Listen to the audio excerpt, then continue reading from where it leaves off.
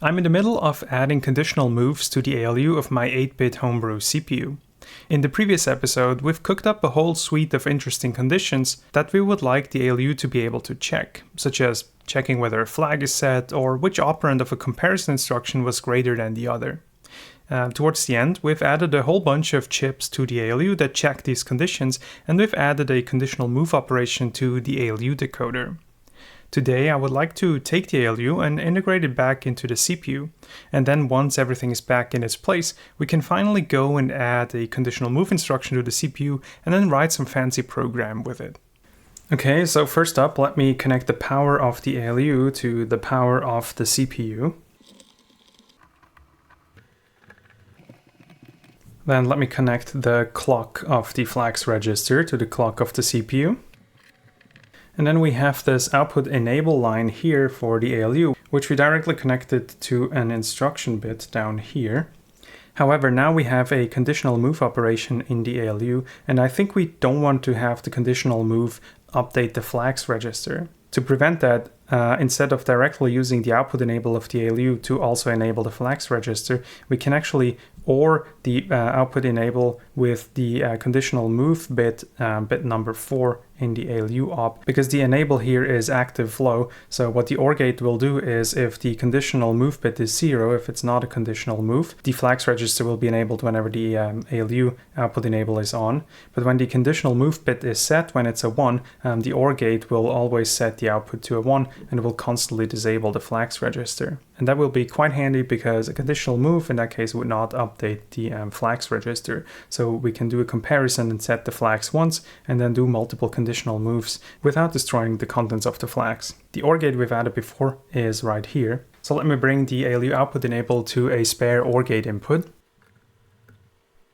And let me connect the ALU operation bit 4, which controls whether this is a conditional move or not, to the other OR input. And then let's take the enable signal for the flags register from the output of that OR gate. Alright, that should update the flags whenever we're not doing a conditional move, and when we're doing a conditional move, the flag update should be prevented. Next up, let me wire up the result.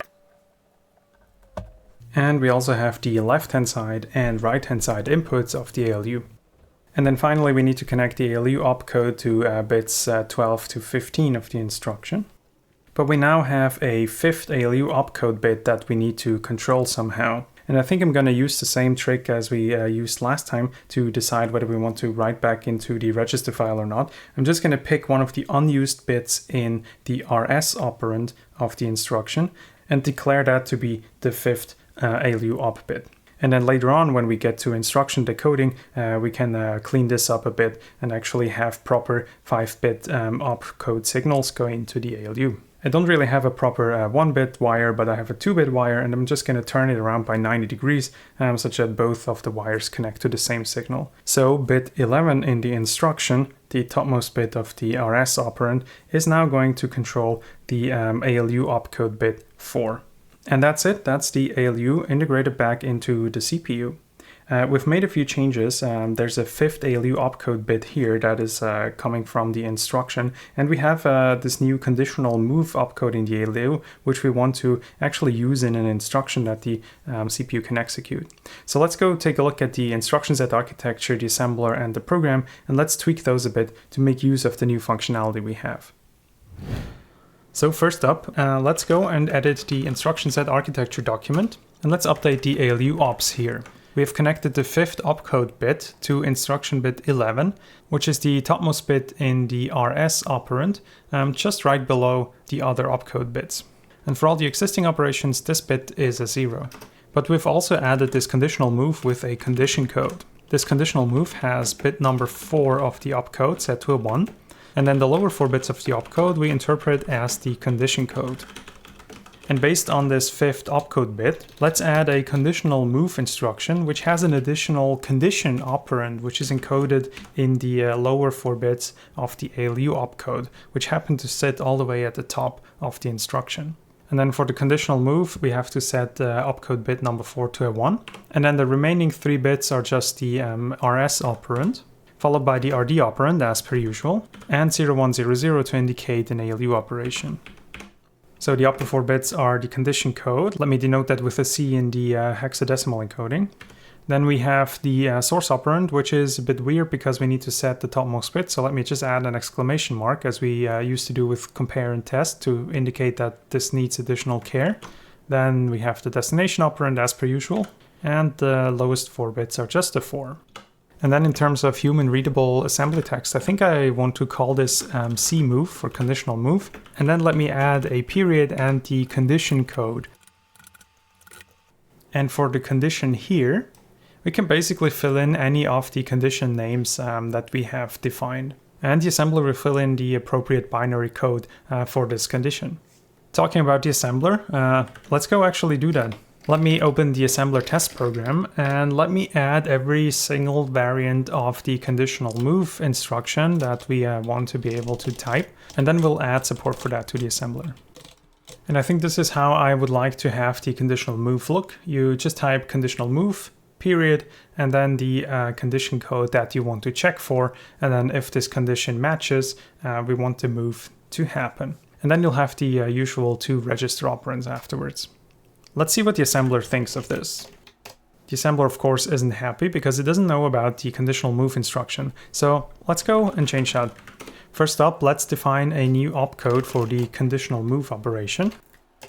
And then let's implement the parsing for conditional moves.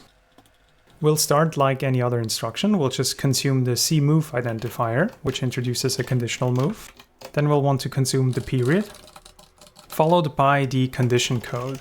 And I think we want a new function that parses condition codes, because we'll probably need them also for conditional jumps later on. In any case, once we have a condition, we'll just parse the 2 register operands as per usual. And then we'll package everything up into an instruction object. And we'll include the condition code as just another operand on the instruction. Okay, let's go write that parse condition function. And I think all we want to do is basically consume any sequence of letters, and then we'll look up in a table of condition codes if the sequence of letters we have consumed is actually a valid condition code. And if it is, we'll just return an operand with that condition code. And if it isn't, then we'll just error out and tell the user that we expected a condition code. So we'll need this condition by name table, and we'll need to define a new operand kind, which is a condition code. So let me add that operand kind. And so we used to already have operand kinds for immediates, registers, and register pairs. And now we just have yet another operand kind for condition codes. And now let's also define the condition codes. We've used a Python enumeration for this, and I think we can use the exact same pattern for the condition codes. We've already done a similar thing for opcodes, where we created an enum of all the opcodes that we support. So let's just do the same thing down here after the opcodes, and let's create a condition code enumeration. So the enumeration has an entry for every condition code. Let me also define a string method so the condition code is a bit easier to read when printed out.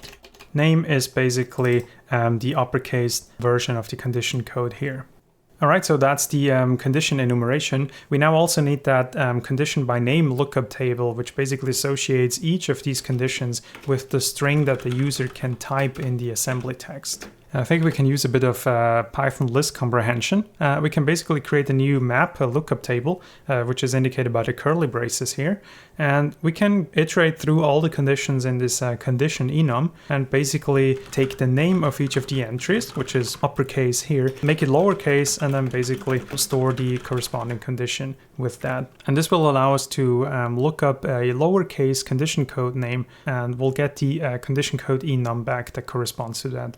And I think that should be all that's needed for parsing. Let's see if we can at least parse the input assembly. So this conditional move C instruction that we couldn't parse before has now turned into a proper instruction object. And the first operand is a condition operand. So that seems to work. That's pretty cool. But now we also want to be able to encode these instructions. So the conditional move has a slightly different operand layout. The first operand is the condition. So I think we want a new encode condition function that we can call. And then operands 1 and 2 are the RD and RS operands.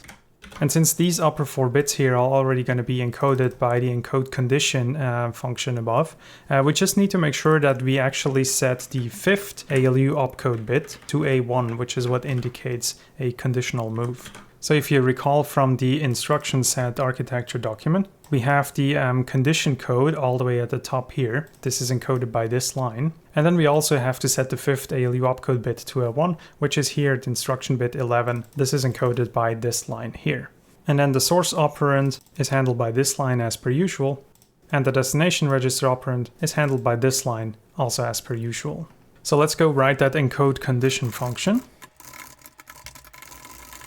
This is going to be pretty straightforward. First up, we'll check whether the operand kind is correct. And then we'll translate the condition code into its 4-bit bit pattern and store it in bits 12, 13, 14, 15. And we'll create another lookup table, this time called condition encoding, which maps from the condition codes to the actual binary pattern that we have to store in the topmost 4 bits. So let's go define that. And we'll basically want to copy over this table of conditions and their encoding from this conditions text file that we've written up. And this should already handle encoding of the test program. Let's run that through the assembler again.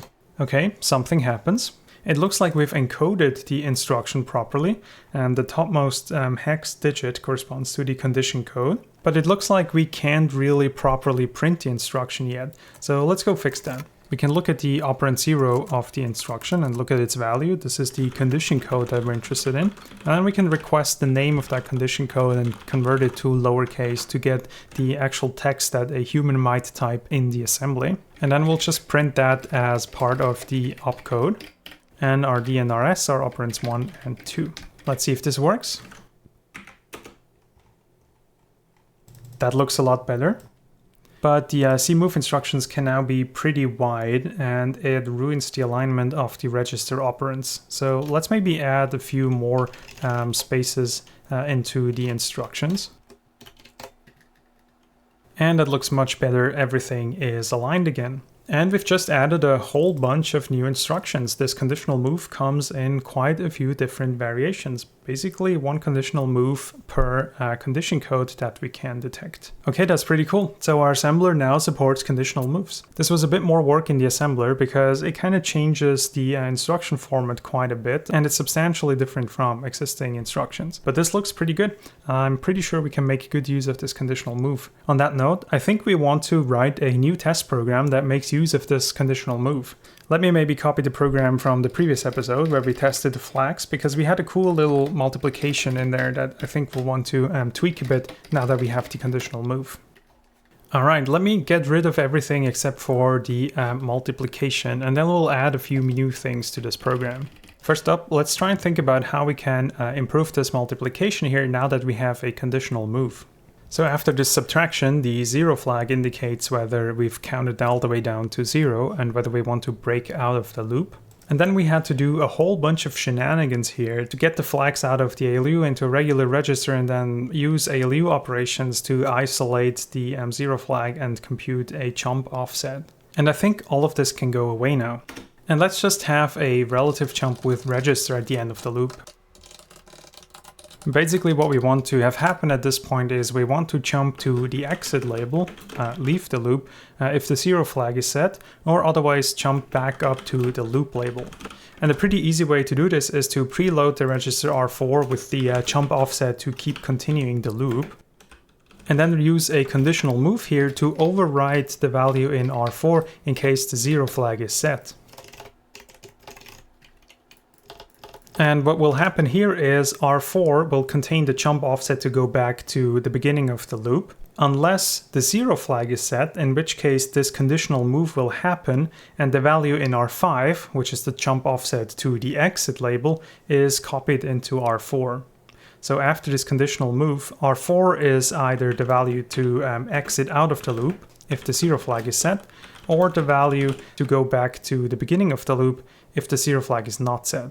And now, since we don't really have label support in the assembler yet, we'll have to compute these offsets manually, but this is pretty trivial. In case we want to continue the loop, we have to go back 3 instructions, that's 6 bytes. So R4, which contains the jump offset to go back to the beginning of the loop, is just going to be -6.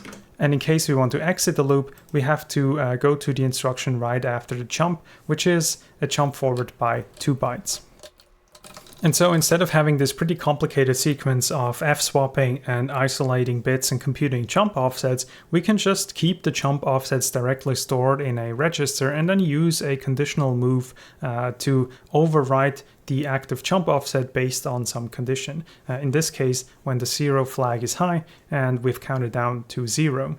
Let me also change the inputs to the multiplication a bit. Let's maybe compute 3 times 42, such that we have to do fewer iterations, which is going to be easier to step through. And let me make R2 the result register. And then after the loop, let's go clean up the registers a bit. And so R0 is already at 0 because we counted down, and then we're going to clear out all the other registers to 0, except register R2, which at this point contains the result 3 times 42, which is the value 126. Let me also clear that to 0 at the end. Now this is pretty cool. This is doing the multiplication we had before, but the loop body is now just 4 instructions instead of the 8-ish we had before, which is quite a bit of speed up and makes things a lot less complicated. But at the beginning of the program here, I think we want to actually go and test the individual flag condition codes. Just load a value into the flags register and then see if we can use CMove to detect these conditions and set a register appropriately. So let's load, for example, the value 1001 into the flags register. This will set the carry flag, clear the 0 and sign flag, and set the overflow flag. And then let me load the value 1 into register R0, and then let's use a whole bunch of conditional moves to take that 1 and conditionally move it into other registers. And then we can observe if the move happens or not to see if the condition matched or not. For example, we can conditionally move on carry from R0 into R1. And since the carry flag is set, we expect the move to happen and R1 to be set to 1. And then let's immediately do the opposite. Let's conditionally move on not carry from R0 into R2. And we expect the move to not happen because the carry flag is set. So the not carry condition is false and register R2 should stay at 0. Then let's do the same thing for the 0 flag. In this case, we expect conditional move on 0 to not occur because the 0 flag is not set. But the conditional move on not 0 should occur because the 0 flag is not set. And then let's clear the registers to 0 again. Let's do the exact same thing for the sign and the overflow flag again. Conditional move on sign should not occur because the sign flag is 0. And conversely, the conditional move on not sign should occur. Conditional move on overflow should happen because the overflow flag is set. And conversely, conditional move on not overflow should not happen.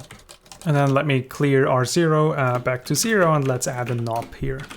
And this will cover the basic flag condition codes where we check the individual flags, whether they're set or not set. We also have a whole bunch of comparison condition codes. And let's start with the unsigned comparisons, where we have an unsigned less than or equal, greater than or equal, and greater than condition code. First up, let me load the value 1 into R0 again. And then let's load 2 values to compare into R1 and R2. Let's maybe load 200 into R1 and 201 into R2. And then let's compare R1 against R2. So we're comparing 200 against 201, and this should produce the flags 0, 1, 0, 0. So the overflow flag is not set, the sign flag is set because the result is negative. We're doing a subtraction of 200 minus 201, so the result is negative. It's non-zero, so the 0 flag is cleared, and because it's a negative result on a subtraction, the carry flag is going to be not set. And so at this point, let's do a whole bunch of conditional moves, again, where we move that 1 from register R0 into some other registers, and that will allow us to observe if the move happened or not, if the condition matched or not. And let's just go through the comparisons. Let's do an unsigned less than first, which we expect to occur because 200 is strictly less than 201. And internally, this will check whether the carry flag is cleared. Next, let's do an unsigned less or equal. This should also occur because 200 is less or equal than 201. And internally, this checks whether the carry flag is cleared or the 0 flag is set. Next, an unsigned greater or equal. This we expect to not occur because 200 is not greater or equal than 201. And internally this just checks whether the carry flag is set. And finally, let's check the unsigned greater than condition, which should also not occur because 200 is not greater than 201. And internally this checks whether the carry flag is set and the zero flag is not set. Okay, let's clear the registers back to 0. And then let's make the registers equal. Let me load 201 into R1. And then let's do the comparison again. And this time we're comparing 201 against 201. And we expect the flags to come out as 0011. There's no overflow, there's no sign bit because the result is 0. Sign bit's going to be cleared. Zero flag is going to be set because the result is 0. And because of how the subtraction works, the carry flag will also be set. And let's do the exact same comparisons again. This time we expect the unsigned less than move to not occur because 201 is not less than 201. The moves including equality should occur because the two values are equal. And then the move with greater than should not occur because 201 is not greater than 201. Let's clear the registers back to 0. And then let's change things around. Let's load the value 200 into R2 and then do the comparison again.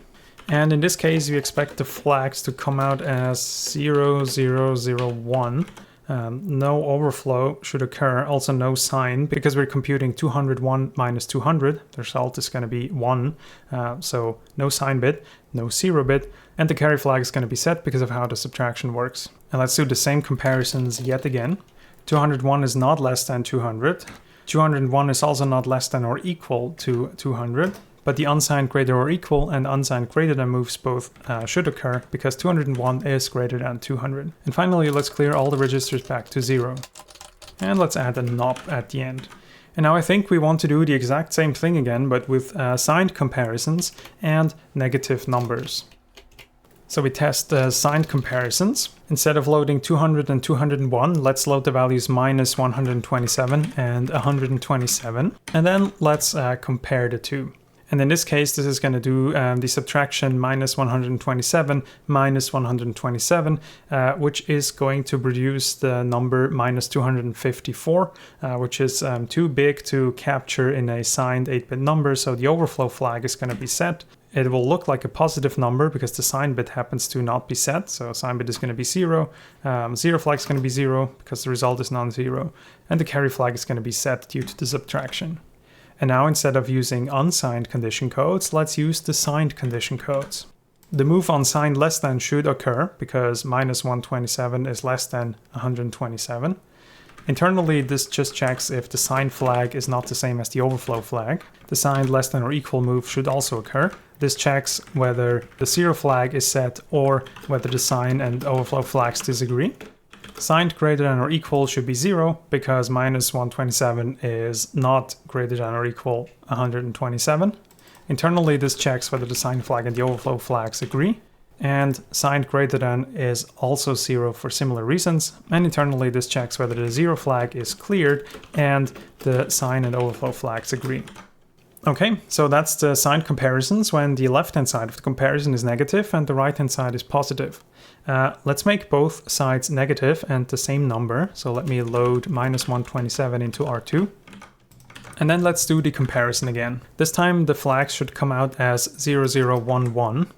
We're going to do the exact same comparisons. And this time, because the two operands are equal, we expect the conditions including equality to be 1 and all the others to be 0, just as with the unsigned case. And then finally, let's do the whole thing again, but this time with the left-hand side positive and the right-hand side negative. So first let's load 127 into R1, and then let's do the comparison again. This time we expect the flags to come out as 1100, and then we do the C moves again. And this time, because the left-hand side is greater than the right-hand side in the comparison, we expect the two less than comparisons to be 0 and the two greater than comparisons to be true. And finally, let's clear all the registers back to 0.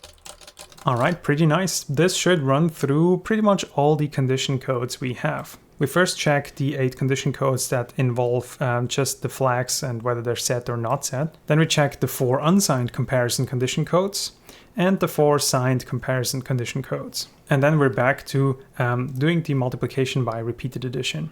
But now that we have this conditional move and all these condition codes, I think we can be a bit more fancy than just this multiplication by repeated addition. For example, one thing we could try out is to just fill the entire register file with some numbers and then write a piece of code that determines what the largest number in the register file was. So basically computing the maximum across all registers. Let's do that. So that's the entire register file populated with a bunch of numbers. And now we can go through the entire register file and move the largest number into register R0. So first up, let's compare R0 and R1. And then based on this comparison, let's do a conditional move. If R0 was less than R1, let's move R1 into R0. And so essentially this will check if R0, which is 1, is less than R1, which is 13. And this condition is going to be true. 1 is indeed less than 13. So the move down here is going to happen and R0 is going to be set to 13. And now we can do the same thing with register R2. We compare R0 and R2. We effectively want to check whether R0, 13, is less than R2, 9.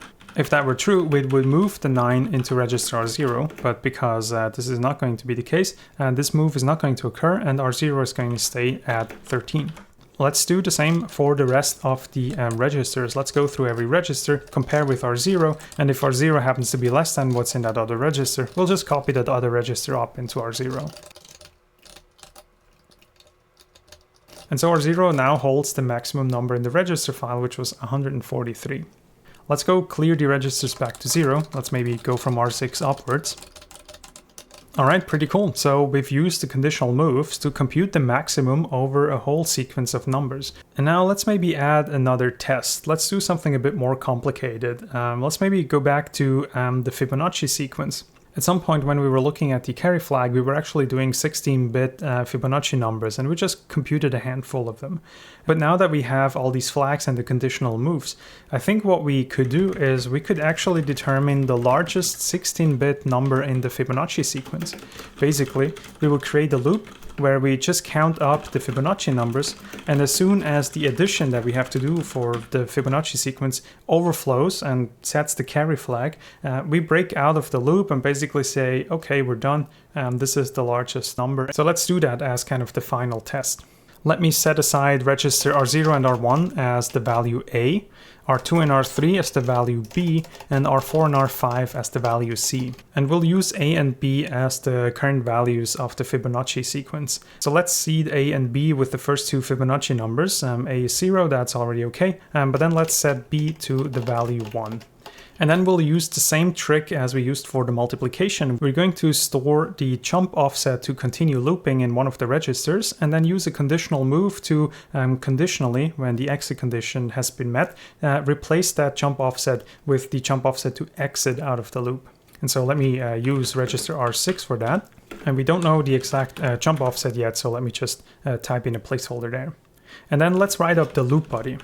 First up, I think we want to do a little bit of shuffling around, such that A and B always contain the last two Fibonacci numbers. So let's first copy A into C. That will make sure that we have the current value of A still around. And then let's move B into A. And now let's add C to B. And now at this point, after this add with carry, we can look at the carry flag, and the carry flag will always be 0 as long as the new value we've computed fits into 16 bits. But as soon as that addition overflows, the result will no longer fit into 16 bits, and we've basically reached the largest Fibonacci numbers that we can fit into 16-bit. And so at this point, we want to consult the carry flag, and if the carry flag is set, we want to replace the value in register R6, which is our jump offset, with the offset to exit out of the loop. So let's load the jump offset to exit out of the loop into register R5.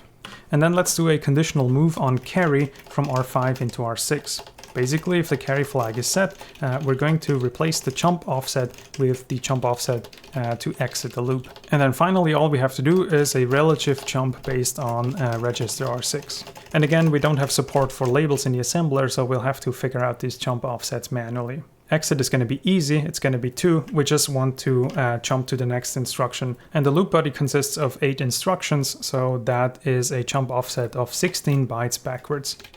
Alright, and at this point, after the loop, at the loop exit, the value in A is actually going to be the largest Fibonacci number that still fits into 16 bits, because the number we computed in B is the next one that does not fit into 16 bits, that had the carry flag set. And this happens to be the number 46,368. And at that point, let's clear out all the registers back to 0 except for register R0 and R1, which contains this final value, and then let's halt the processor. Let's run this through the assembler and let's see what the assembler thinks. It's a pretty long program, but the assembler seems to be happy. So all that's left to do is to get the program memory off of the breadboard out of my CPU build, and then program this new binary onto it, and then let's give it a try and step through the program, see if it does the right thing.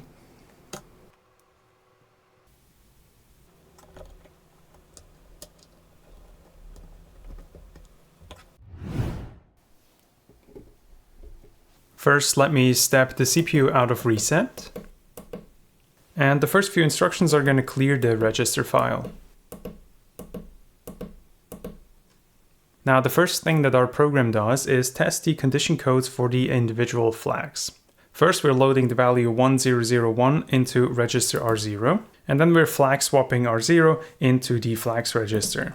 Now, the carry flag is set, the 0 flag is not set, the sign flag is not set, and the overflow flag is set. Now we're loading a 1 into register R0, and now we're doing a whole bunch of conditional moves of that 1 into some other registers. First up is a conditional move on carry. What this instruction does is if the carry flag is set, it will move the value in register R0 down into register R1. And looking at the flags in the ALU, the carry flag is actually set, so we would expect this move to be successful. Over at the ALU, you can see that the conditional move operation is selected. And we're currently selecting condition code 2, which is indeed the carry condition code. And because we're checking for the carry flag condition, and the carry flag is indeed set, our circuit reports that the condition matches. And this matching condition feeds back into the ALU decoder, which then decides whether to forward the left-hand side input of the ALU or the right-hand side input of the ALU to the result. In this case, because the condition matches, we're forwarding the right-hand side input of the ALU to the result. And since that right-hand side reads register R0 and we're writing to register R1, this effectively moves the value in register R0 into register R1 through the ALU. And indeed, when I hit the clock, you can see the value 1 appear here in register R1. Now we're doing a conditional move on not carry from register R0 into register R2. Now over at the ALU, you can see we're still doing a conditional move, but this time the condition code is 3, which is the not carry condition. This will still select the carry flag for the condition evaluation circuitry up here, but since the least significant bit is set, we're going to invert that carry flag, and indeed the condition is not met. And this 0 here at the condition matching circuitry is used by the ALU decoder to this time select the left-hand side input of the ALU to be forwarded to the result.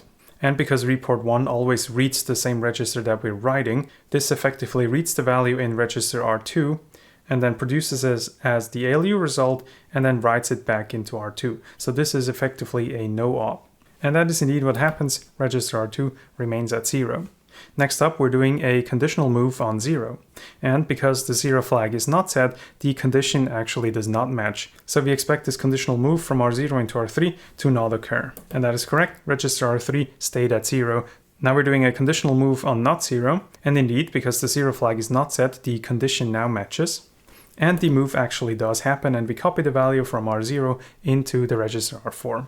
Now we're going to clear the registers back to 0 and test the sign flag. First up, we're doing a conditional move on sign from R0 into R1, and because the sign flag is not set, the condition does not match, and we expect the move to not do anything, which is correct. R1 stays at 0. Now we're doing a conditional move on not sign, and because sign is indeed not set, the condition matches, and the move from R0 into R2 actually executes.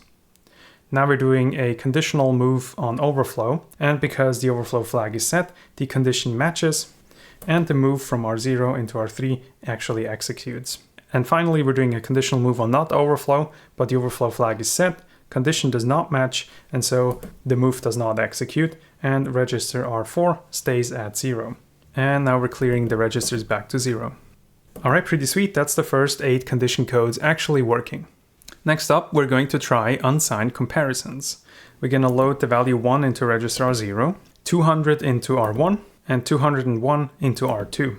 And now we're comparing register R1 against register R2. This updates the flags register with the result of this comparison. And now we're going to test the 4 unsigned comparison condition codes. First up, we're doing a conditional move on unsigned less than from R0 into register R3. And indeed, the 200 was less than the 201. And so the condition matches at the ALU. And when I hit the clock, register R3 gets set to the value 1. Next, we're doing a conditional move on unsigned less than or equal. And since 200 was less than or equal to 201, the condition matches. And the move from register R0 into register R4 actually executes. Now we're doing a conditional move on unsigned greater or equal.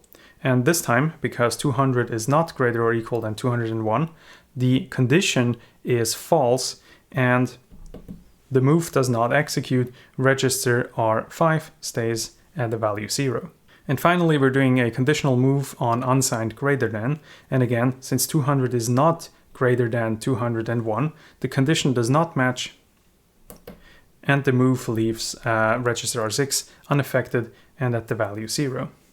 And so basically the bottom 4 registers here tell you whether in the previous comparison the left-hand side was less than the right-hand side, less than or equal the right-hand side, greater or equal the right-hand side, or greater than the right-hand side. Now we're going to clear that to 0 again. And now we're going to change R1 to the value 201. So both R1 and R2 now contain the same value. And we're going to do the same conditional moves again. First up, we're comparing the 2 registers. This updates the flags accordingly. And since the 2 values we compared were equal, the less than condition is not set, and so the first move does nothing. The less than or equal condition matches though, so the second move happens. The greater than or equal condition also matches, so the third move also happens. But the greater than condition does not match, so the final move does not happen. That seems to work. Because the 2 values were equal, the less than and greater than moves did not happen. There's still a 0 in those registers, but the less or equal and the greater or equal conditions, they matched and those moves happened. So let's clear these back to 0. And now we're going to turn things around. We're going to load 200 into register R2. And now again compare register R1 against register R2. And now we do the same conditional moves again. R3 checks whether the 201 was less than the 200, which is not the case. For R4, we check if 201 was less than or equal the 200, which is not the case. For register R5, we check whether 201 was greater or equal to 200, which is the case, so this move will happen. And finally, for register R6, we check whether 201 was strictly greater than 200, which is also the case, so this move will also happen. Great, that works like a charm. Those were the unsigned comparisons, which just look at the carry flag and the 0 flag to determine the relationship between the numbers. Let's do the same thing for the signed conditions now, and let's run through it a bit more quickly. We're going to load a 1 into R0 again, a minus 127 into R1, and a 127 into R2. And now we're comparing minus 121 against plus 121. This updates the flags, and now we're going to do a whole bunch of conditional moves, but this time with the signed conditions. First up, we check for a signed less than condition, which is the case. Minus 127 was less than plus 127. Then we check for the less than or equal condition. This also holds. Then we check for the greater or equal condition, which does not hold. Minus 127 is not greater or equal to 127. And finally, we check for the strictly greater than condition, which also doesn't hold. Great, that seems to work, but in comparison to before, we didn't use the carry flag or the 0 flag to make this comparison, but we actually mainly looked at the sign flag and the overflow flag, and a little bit the 0 flag for the equality cases. So this uses a different set of flags to determine these conditions, and it can work with negative numbers. Now let's clear the registers again. And let's set register R2 to the value minus 127 as well. So now R1 and R2 are both minus 127. Now we're doing the comparison again. And we're running through the same set of conditional moves. The first register holds for the less than condition, which, since both registers are the same, does not hold. so the move doesn't happen. The second register checks for less than or equal, which holds because they're both equal, so the move happens. Then we check the greater or equal condition, this also holds. And finally we check for the greater than condition, and since both registers are equal, the greater than does not hold. And so the move does not happen. Let's clear the registers again. And now we're setting R1 to the value 127. And we're doing the comparison again. So we've compared 127 against minus 127. The flags get updated and we do the conditional moves again. The first register checks whether 127 is less than minus 127, which is not the case. For the second register, we check the less or equal, which also doesn't hold. Then for the third register, we check the greater or equal condition, and this holds because 127 is greater or equal than minus 127.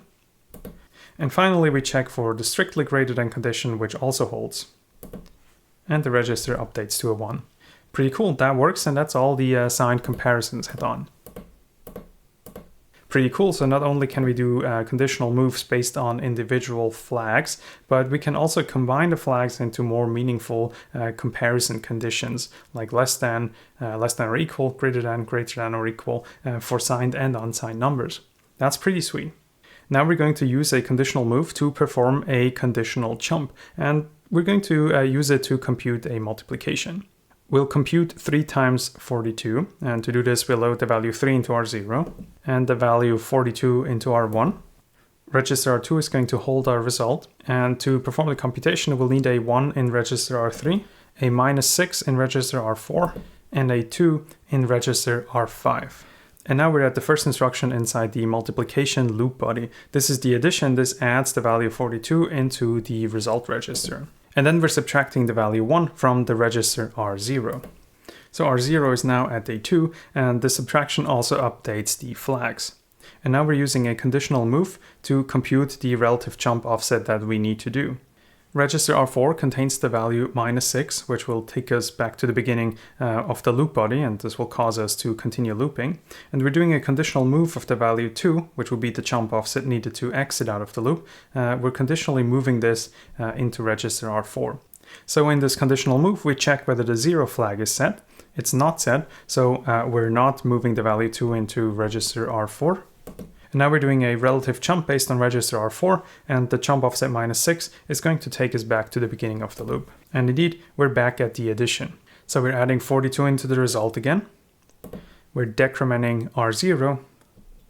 We're doing a conditional move on 0, but the 0 flag is not set, so the move doesn't happen. And now we're doing a relative jump back to the beginning of the loop. This will be the final iteration, so we're adding 42 into the result again. We're decrementing R0. This now does become 0, and the 0 flag is indeed set this time. Now we're doing the conditional move on 0 again, and as you can see this time the condition actually matches, so the move will take place. And indeed, register R4 is no longer minus 6, it's now the value 2. And now we're doing a relative jump based on R4. And jumping forward by 2 bytes is basically just stepping to the next instruction. And indeed, this takes us to the instruction just after the jump, and we've effectively exited out of the loop body. Let's clear out all our temporary values. And now finally R2 contains our result. It's the value 126, which indeed is 3 times 42. So multiplication still works, but it's a lot easier to implement. We no longer have to use the flag swap operation to get the flags into a regular register and then use the ALU to mess around with the bits in that. We can just use a conditional move to select between 2 different jump offsets and then use that for a relative jump. So let's clear that to 0. And we're off to the next test. This time we're populating the register file with a bunch of random values, and then we're computing the maximum value across all the registers with a bunch of conditional moves. So we're loading a 1 into R0, 13 into R1, 9 into R2, 76 into R3, 42 into R4, 143 into R5, and 128 into R6. And now we'll go through all the registers and we're going to move the maximum value up into register R0. And to do that, first up, we're comparing R0 and R1. And then we're doing a conditional move of R1 into R0 in case R0 is less than R1. And indeed, the value 1 in R0 is less than the value 13 in R1. And so the condition for this conditional move matches, and we're actually going to do this move. And so register R0 now becomes the value of 13. Then we'll compare R0 against R2. But this time the 13 we have in R0 is greater than the 9 we have in R2. So the condition does not match, and we are not going to update the register R0. And now we'll just keep doing this.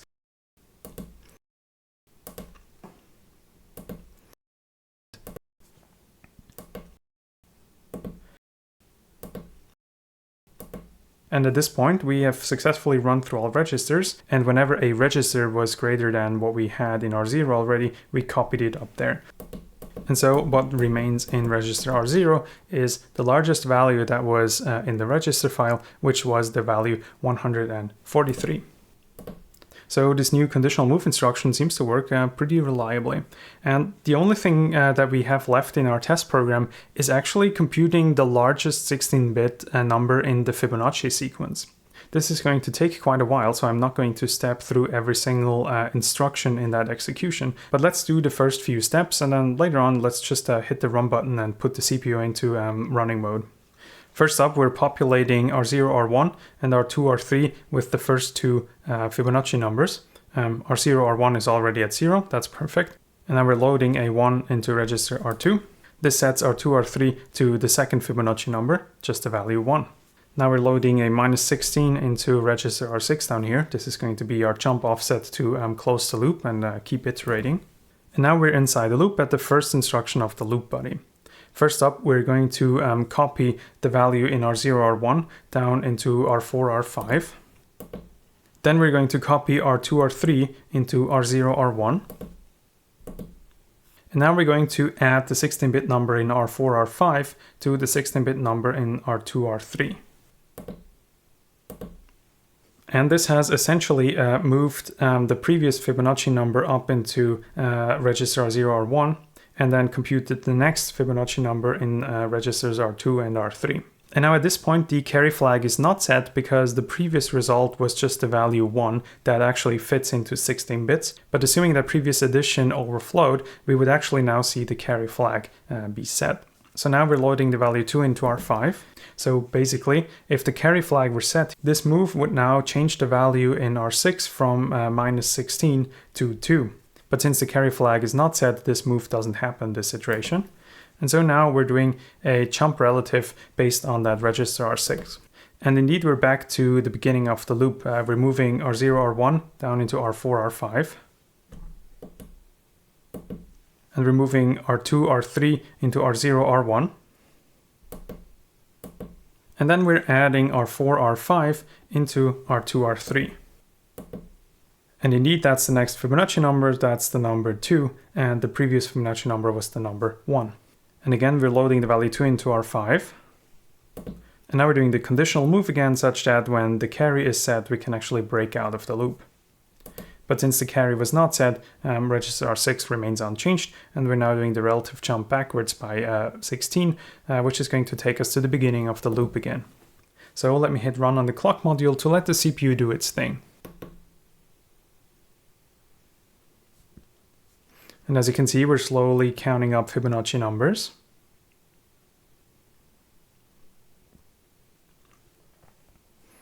We've now started to use 16-bit registers.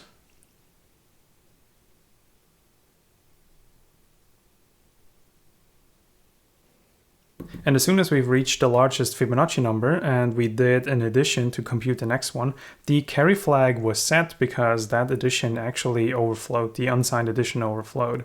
And our conditional move on carry detected that carry flag being set, and it changed the jump offset to no longer loop back to the beginning of the loop body, but to just exit out of the loop. And then at the end of the loop, we actually just cleared the registers to 0, except for the top 2 registers, which contains the largest Fibonacci number that you can fit into 16 bits. It's the number 46,368. So that's pretty exciting. We used the conditional move again to decide what the relative jump offset would be, and we used it to implement a simple loop in hardware which just kept counting up Fibonacci numbers until the result overflowed and we've reached the largest number. And we actually had to do quite a few of these conditional moves and loop iterations. There are quite a few Fibonacci numbers in the series that still fit within 16 bits. Now, since we run into a halt instruction and we basically see the result displayed here, I'm actually curious how fast we can compute this result. So let me hit reset and run, and then let me fiddle with the clock a bit.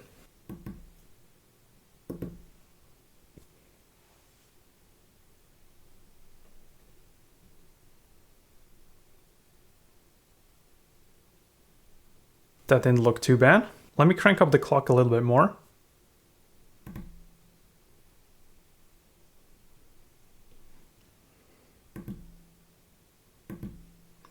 Very nice. So this is about as fast as I can go with the current version of my clock generator. It's pretty quick already. The assembly code for the program has roughly 150 instructions in it, and we're actually doing quite a few loops. So we're executing maybe 500 instructions here. And it feels pretty quick already. And of course, this is still quite far away from the top speed that the CPU can do. These 74HC chips I've used throughout this build, they all have propagation delays of a few tens of nanoseconds. And we've changed quite a few of those back to back, but we should still be able to reach roughly 1 megahertz in the current setup because we're basically not pipelining anything at this moment. And we're just taking instructions out of the program ROM and then feeding them all the way through the ALU, doing the register file reads all at the same time and produce results and write them back. So the longest path is pretty long in the CPU because of that long chain of things. But it's good to build things up with no pipelining initially because it makes the design of a lot of things easier. And once you're done, it actually gives you a good starting point to actually figure out where you need to insert pipeline stages, where the longest paths are. Performance can be very deceiving, and you can be tempted to drop into these rabbit holes of performance optimizations in the wrong corners because you're not seeing the full picture. For example, the program ROM I have here takes almost 70 nanoseconds to fetch an instruction from its internal memory and present it at the output. And then we're double pumping it. So for an entire clock cycle, this thing needs 140 nanoseconds to actually get any useful information out of its internal storage that we can execute. And then compare this to the other chips in the ALU, which take on the order of 10 nanoseconds to do their computation. And then we do a little bit more shifting, some logic operations, but the entire ALU taken together will probably do its computation in somewhat like 50 nanoseconds.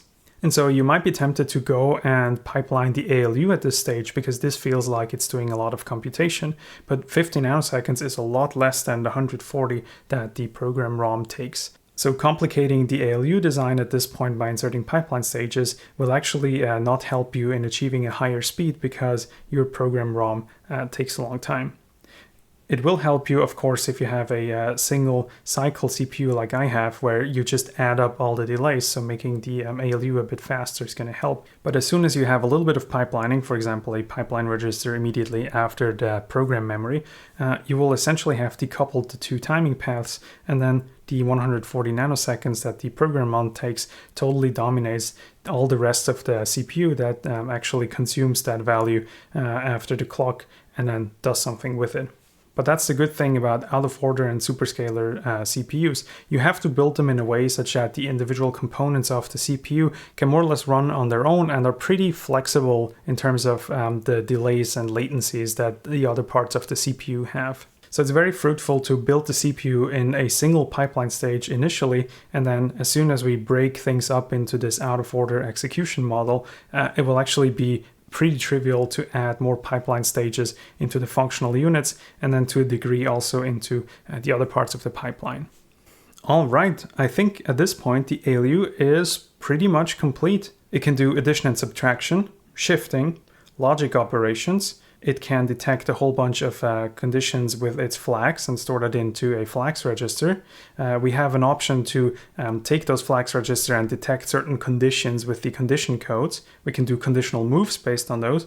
And we have the ability to flag swap to actually exchange the flags with regular registers. And so I think at this point, the CPU really starts to need some instruction decoding. We had to hijack two instruction bits that were actually dedicated to register addresses and use those to control which registers we do right, or if something is a conditional move in the ALU or not. And it feels like it's high time that we actually go and add some instruction decoding into the CPU, such that we can drive all these control signals more properly, and the exact bit pattern of the instruction does not correspond so closely with individual control signals in the CPU. And since we've now built up this list of condition codes that are interesting to check, I think it would make sense if we had a branching unit which would also be able to check these conditions and then tell the program counter to either do a relative or absolute jump if the condition matches, or just do a regular step if the condition does not match. And this would allow us to do conditional branches and conditional jumps based on the flags without using a conditional move and two registers to move between. Also, very painfully missing from the CPU right now is any form of memory that is not just static program memory, and the ability to actually load and store values from and to that memory. That's definitely something we'll have to tackle. And now that we can do interesting things with the CPU, I think I want to start focusing more on the actual pipeline of the CPU. There's a whole bunch of things that need to go on there to actually give us the ability to later expand into out-of-order execution and then also superscalar execution. This includes hazard avoidance. If you have instructions that take multiple cycles, you cannot start subsequent instructions until the previous instructions have completed if you need their data. We need to introduce a concept of handshaking such that the pipeline stages individually can control whether they can make forward progress or not. And this will provide a little bit of abstraction for our mental model of the CPU because we don't want to have one big controller sitting in the middle trying to orchestrate everything, because that immediately gets out of hand once you try to do out-of-order execution. And so that's not a model that is commonly followed in CPU designs. Instead, we make the pipeline stages individually figure out whether they can make progress or not and just communicate with each other with handshaking signals. We also start to see a concept of functional units. We have the ALU, which is a functional unit that can do some operations. We also have this move buffer down here, which is more or less its own functional unit. The CPU in an instruction can either do a move, or it can take the result of an ALU operation and store that into the register. But you're never doing ALU operations or a move at the same time. And similarly, we have the program counter, which is more or less a branching unit, because either you do a move or an ALU operation or a branch, but never the whole thing at the same time. And so as we build things out, we'll want to have a concept of functional units that are more or less decoupled pieces of the CPU that can accept certain kinds of micro operations, like the micro ops we defined for the ALU, and can make sense of them and actually do something with it. And then at the beginning of the CPU, there's going to be the instruction decoder that actually controls which functional unit receives an instruction. And the decoder is mainly focused on figuring out which registers are read or written by a certain instruction, and if there are any hazards and we need to stall the pipeline or not. That all sounds very exciting and also like a lot of work, and I can't wait to actually get there. I think a good way forward, because the number of breadboards is growing and it's getting difficult to fit everything into a frame of video. I think it would be good to move most of the stuff we have here right now onto dedicated PCBs and then only have breadboards for the thing we currently focus on. So for example, the ALU could easily fit into a much smaller PCB.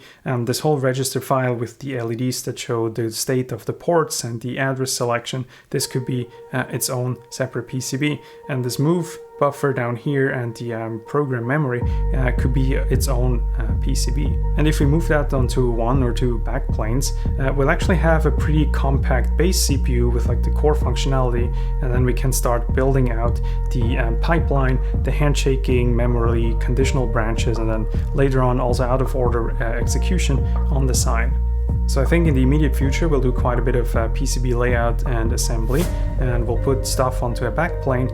This will allow us to clean up almost everything that is currently in the frame here. And then once we have that, we have a lot more room to actually go build out the instruction decoder and all the fancy things that go with that. And I can't wait to see this all move onto dedicated PCBs. Thanks a lot for watching.